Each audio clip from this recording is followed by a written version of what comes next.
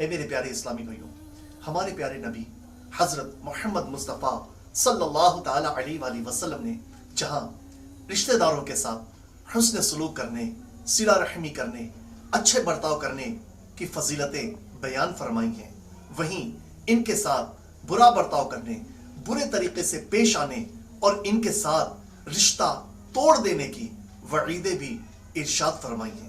یقیناً رشتہ داروں کے ساتھ تعلق توڑ دینا یہ بہت بڑا وبال ہے دنیا و آخرت میں، بلکہ یہاں تک ہے کہ بندہ اپنی مغفرت سے محروم ہو جاتا ہے، اللہ تعالیٰ کی رحمت سے محروم ہو جاتا ہے۔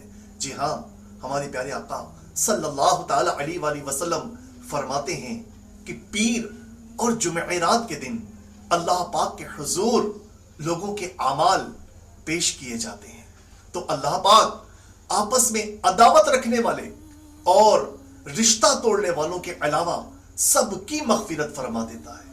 اللہ اکبر! غور کیجئے کہ رشتہ توڑنا کس قدر اور عداوت رکھنا کس قدر ہمارے لیے محرومی کا باعث ہے۔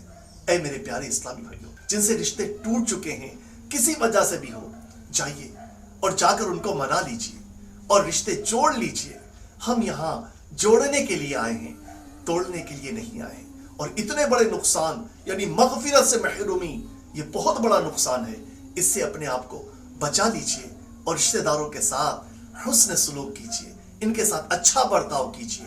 انشاءاللہ عز و جل آپ کی دنیا بھی بہتر ہوگی اور آپ کی آخرت بھی بہتر ہوگی، انشاءاللہ عز و جل۔